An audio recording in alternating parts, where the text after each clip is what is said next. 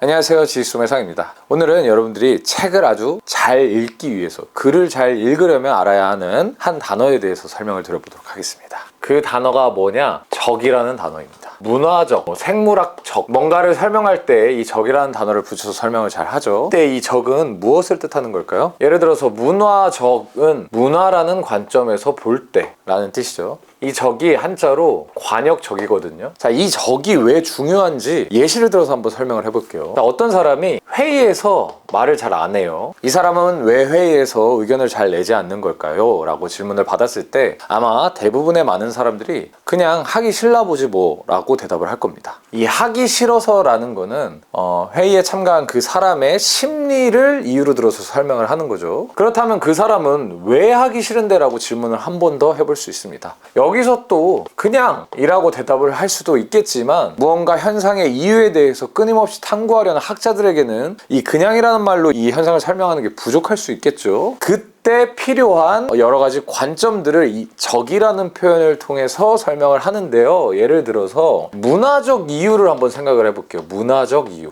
회의에서 말하기 싫은 문화적 이유. 아마도 이 사람은 후배인데 후배가 나서는 것을 별로 좋아하지 않는 사회에서 살아왔기 때문에 말을 하기 싫었을 거야 라고, 그때 이유는 문화적 이유가 될 수 있겠죠. 그러면 그 다음에는 유전적 이유를 한번 설명을 드려볼게요. 이때 유전적이라는 표현을 쓰려면 특정 유전자를 보유함으로써 그저 유전적 이유로 말을 하지 않은 것 뿐이다 라고 설명을 하면 유전적 이유를 들어서 설명을 하는 거고요. 생물학적 이유를 한번 들어볼게요. 유전적과 생물학적 이유 어떻게 다른지 한번 여러분들 파악을 해보세요. 생물학적 이유를 이렇게 들 수가 있을 겁니다. 입술이 짧아서, 구강을 크게 벌리기 어려워서, 그래서 말을 하지 않은 것이다. 이때의 이유는 유전적 이유와는 조금 다르죠. 물론 이런 식으로 연결될 수 있습니다. 유전적 요소로 인해서 입술이 짧아졌고 그로 인해 입술이라는 생물학적 요소가 짧아졌기 때문에 말을 하지 않은 것이다. 이때는 유전적이고 생물학적 이유를 동시에 결합해서 설명을 한 거죠. 자, 이런 식으로 분명 같은 현상인데도 불구하고 여러 가지 이유가 제시가 될 수 있죠. 이때 이 적이라는 말이 얼마나 중요한지 다시 한번 느껴볼 수 있습니다.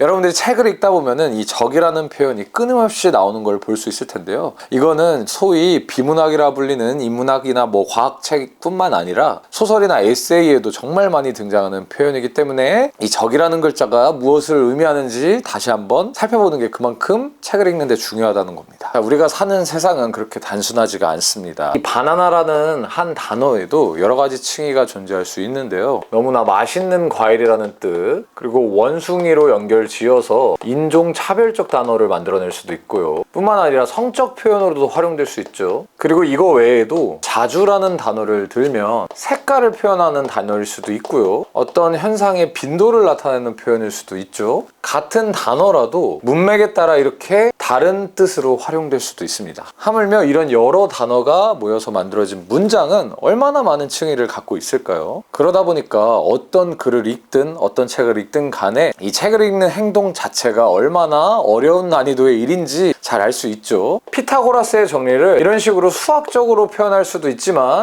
누군가는 직각삼각형이라는 그림을 그려서 교육적으로 설명할 수도 있죠. 똑같은 현상이지만 아주 많은 관점에서 표현할 수 있다는 거 잘 기억을 해두시면 좋을 것 같아요. 자, 우리가 현실을 살다 보면은 같은 현상에 대해서 아주 다양한 의견이 오고 가면서 싸우는 것을 종종 볼 수가 있단 말이죠. 왜 이렇게 싸울 수밖에 없을까요? 여기에 의견을 내고 있는 모두가 어느 정도는 맞기 때문입니다. 어떤 그러니까 관점에 따라 그 현상은 그렇게 해석할 여지가 충분히 있기 때문이죠. 우리가 이렇게 적이라는 글자에 대해서 관심을 갖다 보면은 예를 들어서 글에 실존주의적이다, 해석학적이다 이런 표현이 나올 때 실존주의나 해석학이라는 것에 대해서 관심을 가질 수밖에 없습니다. 제가 최근에 알베르 까뮈의 이방인과 시지프 신화를 읽었는데요. 거기에 부조리라는 단어가 나와요. 그리고 이 알베르 까뮈라는 작가가 실존주의 사조를 가지고 있는데 그 실존주의가 뭐냐? 본질보다 실존이 앞선다는 겁니다. 본질이라는 거는 예를 들어서 인간의 본질이 뭐냐라고 했을 때 우리 인간은 무엇을 하기 위해 이 세상에 태어났다라는 어떤 의미가 먼저인 거죠. 하지만 이 실존주의 학자들은 그렇게 생각을 하지 않았던 겁니다. 인간은 그냥 이유 없이 이 세상에 태어났고 갖고 그 뒤에 경험과 선택을 통해서 의미를 찾으려 하는 거다. 이런 것들을 알고 있으면 부조리라는 단어에 대해서 훨씬 더 깊이 있게 해석할 수 있겠죠. 알베르 까미가 말하려고 하는 부조리는 인간은 세상을 살면서 끊임없이 의미를 찾으려고 하는데 이 세상은 의미를 주지 않는다. 그것의 불일치를 부조리라고 하는 거고요. 이런 식으로 이 적이라는 글자에 대해 깊이 있게 알고 있으면 어떤 현상을 어떻게 이해해 보려고 노력하는 관점을 여러 개를 둘 수 있고요. 그로 인해 이해의 폭이 훨씬 더 확장될 수밖에 없겠죠. 그러다 보면 글을 훨씬 더 깊이 읽는 능력, 이런 것들이 올라갈 수밖에 없습니다. 자, 오늘 영상은 여기까지고요. 재밌게 보셨으면 좋아요와 구독 부탁드리겠습니다. 시청해 주셔서 정말 감사합니다.